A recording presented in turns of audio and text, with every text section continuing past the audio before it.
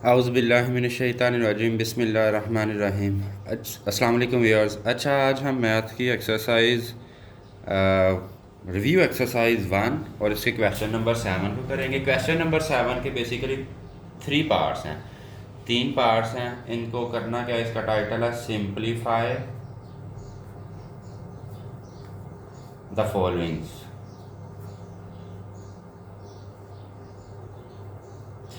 अच्छा, तीनों पार्ट हम इस वीडियो में कवर करेंगे। जो फर्स्ट पार्ट है वो है x की पावर 15 y की पावर 35 ओवर z की पावर 20 और स्क्वायर रूट है इसका, और स्क्वायर रूट की पावर 5 है।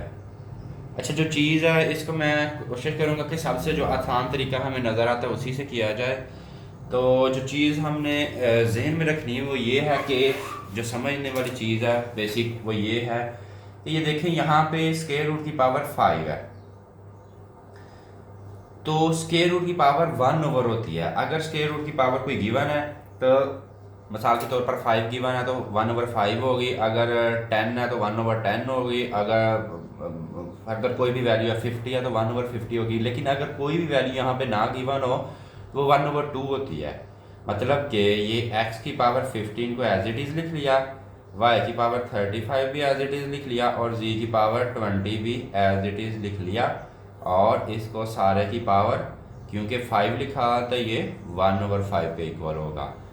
नेक्स्ट स्टेप की जाने बढ़ते हैं। तो नेक्स्ट स्टेप में हम क्या करेंगे, ये देखें, ये सभी की 1 ओवर 5 सारे की पावर है, तो x की 15 मल्टीप्लाई 1 ओवर 1 ओवर 5, और इसी तरह y की 35 है मल्टीप्लाई 1 ओवर 5 ओवर z की 20 मल्टीप्लाई 1 ओवर 5, ये आ गया।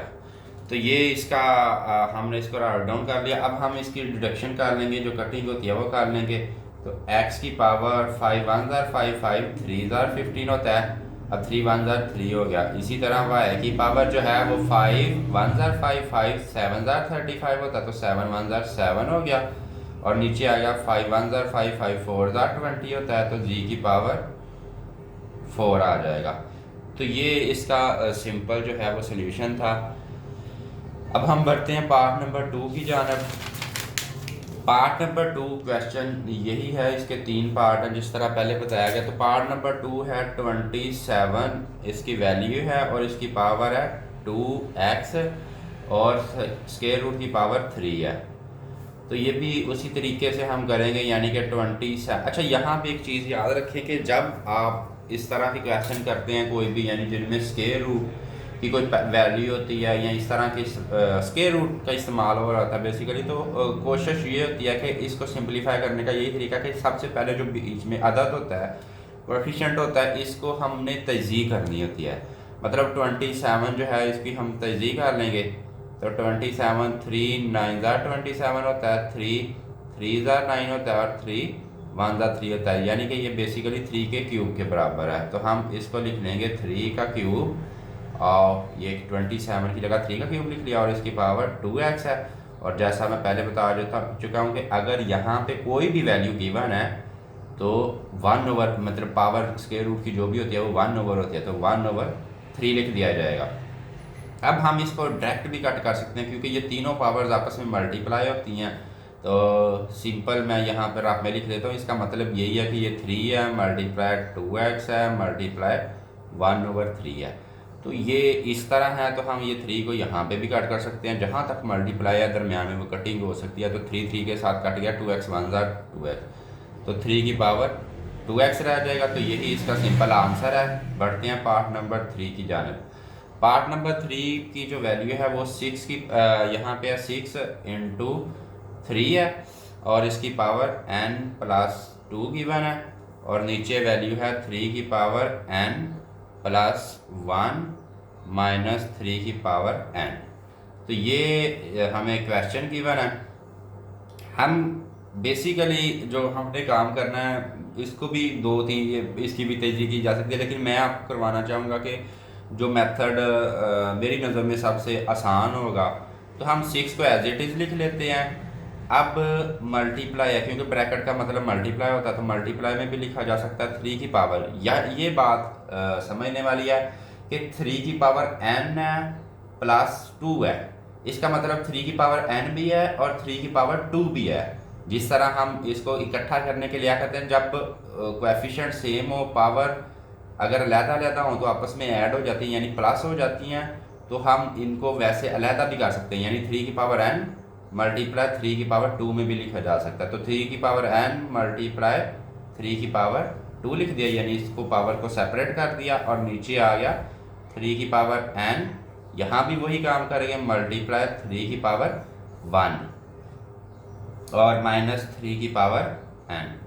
अच्छा, इस तरह हमारा करने का मकसद यही था कि 3 की पावर n जो है उसको हम कॉमन निकालें, क्योंकि ये इसकी वैल्यू एग्जैक्ट नहीं पता होती, बाकी अदाद का पता होता है। तो हम अब नेक्स्ट स्टेप में यही काम करेंगे। यहाँ पे ये याद रखें कि जहाँ तक ये मल्टीप्लाई चल रहा है ये वैल्यू सेम है, ये एक ही रकम होती है, लेकिन जहाँ पे प्लस माइनस आ जाएगा तो ये दो डिफरेंट वैल्यूज़ हो जाती हैं।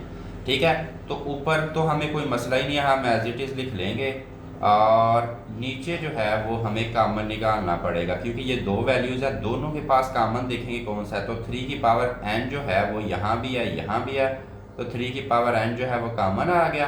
अब इस वैल्यू में से हमने 3 की पावर n को कॉमन निकाल लिया, तो बाकी 3 की पावर 1 रह गया, तो हम जो बाकी रह गया वो लिख लेंगे, माइनस का माइनस। अब ये देखें 3 की पावर n था वो तो सारा कॉमन चला गया, क्योंकि कॉमन दोनों वैल्यूज़ में से होता है, तो ये कॉमन चला गया।